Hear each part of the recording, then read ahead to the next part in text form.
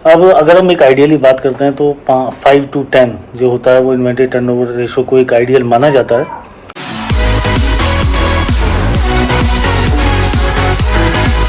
देखिए, हम बात करते हैं इन्वेंट्री टर्नओवर रेशो के बारे में। इन्वेंट्री टर्नओवर रेशो होता क्या है? इन्वेंट्री टर्नओवर रेशो होता है कि किसी भी कंपनी ने या जिसका भी हम ये मेजरमेंट कर रहे हैं, उसने 1 साल के अंदर अपनी कितनी बार इन्वेंट्री को सोल्ड करा है या उसने यूज़ करा है।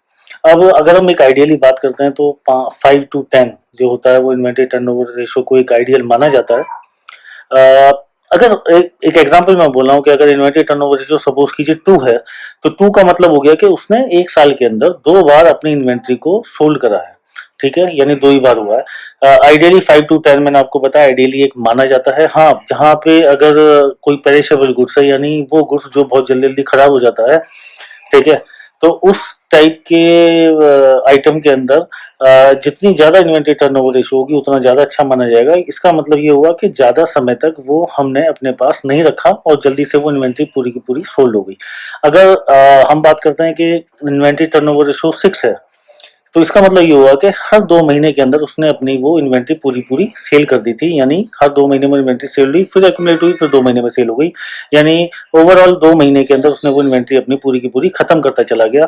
तो अराउंड 6 टाइम्स पूरे साल के अंदर उसने वो पूरी इन्वेंट्री सोल्ड कर दी। एक चीज़ और है कि हमेशा ये ज़रूरी नहीं है कि इन्वेंट्री टर्नओवर रेशियो ज़्यादा हो, तो ये हमेशा अच्छा माना जाता है, ऐसा बिल्कुल भी नहीं है।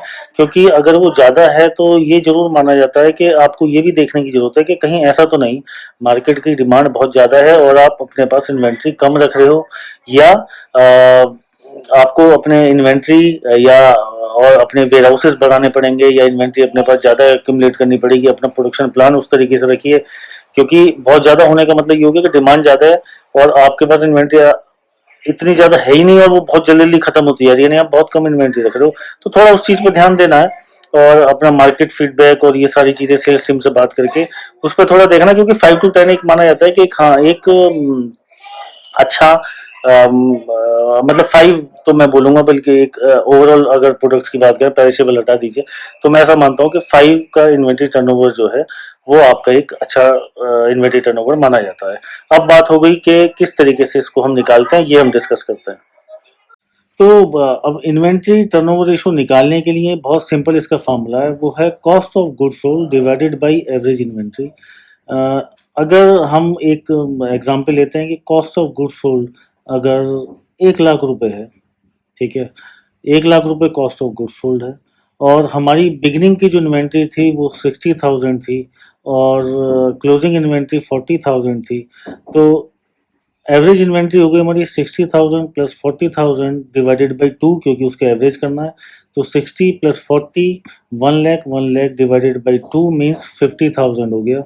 और ठीक है, 50,000 एवरेज इन्वेंट्री हमारी हो गई। कॉस्ट ऑफ गुड्स सोल्ड था 1 लाख।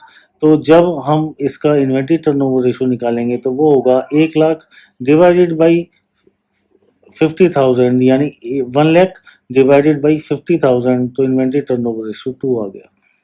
बहुत सिंपल है, यानी cost of goods sold divided by average inventory. अब दूसरी तरफ आप देखेंगे जो रेस्टोरेंट्स हैं यानी फूड आइटम में जो लोग डील करते हैं उनकी पर मंथ की इन्वेंट्री टर्नओवर रेशियो 4 to 10, 4, 8, 10 ऐसे इन्वेंट्री टर्नओवर रेशियो होती है। इतनी ज़्यादा है। इन ए मंथ की मैं बात कर रहा हूँ, नॉट ईयर। यानी क्योंकि उनको बहुत सारी चीज़ें बहुत फ्रेश चाहिए। वो बहुत ज़्यादा स्टॉक नहीं कर सकते, तो उनकी इन्वेंट्री टर्नओवर जो 4, 8, 10 के अप्रॉक्स रहती है। बहुत high turnover inventory turnover ratio रहती है। अब अगर मैं बात करता हूँ हाईएस्ट इन्वेंट्री टर्नओवर रेशियो, तो जो ज़्यादातर देखा गया हाईएस्ट इन्वेंट्री टर्नओवर रेशियो रहती है रिटेलर्स की, क्योंकि वो लोग हाई वॉल्यूम में डील करते हैं।